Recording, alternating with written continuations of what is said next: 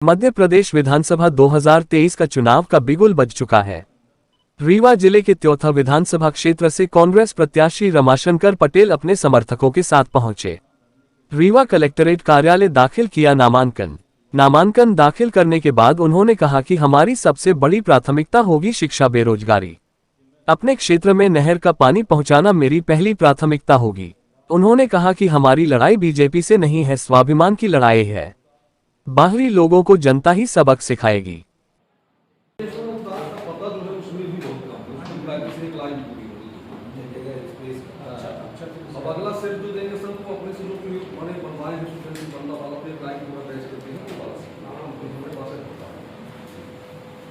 ने मौका दिया है त्योथा विधानसभा क्षेत्र से चुनाव लड़ने का फिर से, और मुद्दे तो बहुत हैं। शिक्षा, स्वास्थ्य, सड़क, बिजली, पानी, रोजगार, ये तमाम मुद्दे हैं जिनको लेके हम लोग मैदान में हैं, डटे हुए हैं।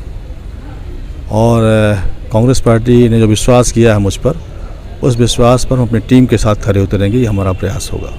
सिद्धार्थ तिवारी भाजपा कांग्रेस छोड़ के ज्वाइन किए, कितना घाटा हुआ कांग्रेस? बात पुरानी हो गई है। अब वो मेन मुद्दा है स्थानीय और बाहरी का।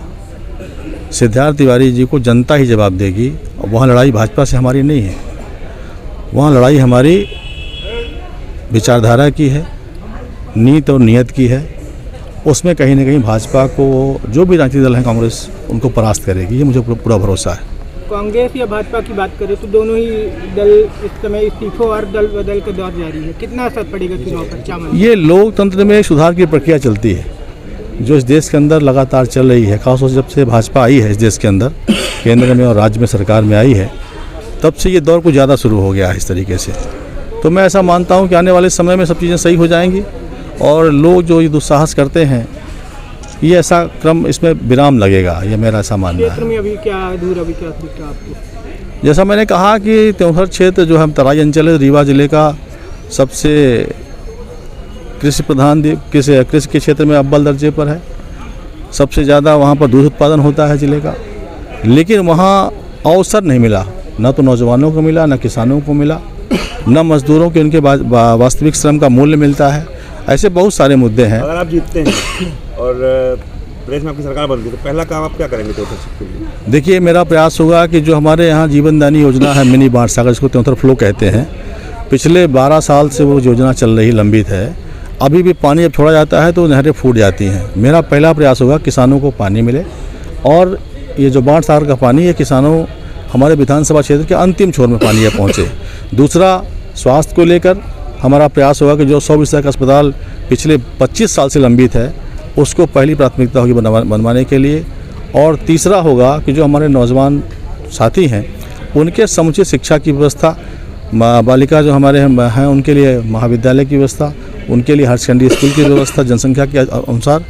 और 100 बिस्तर अस्पताल जो था पहले मंजूर था, उसको आने वाले समय में 100 बिस्तर से ज़्यादा मापदंड जो जनसंख्या के हिसाब जो चीज़ फिट बैठेंगी, उसको बनवाने का हमारा प्रयास होगा। प्रथा बहुत बड़ी समस्या है, उसको लेके क्या करेंगे क्षेत्र में?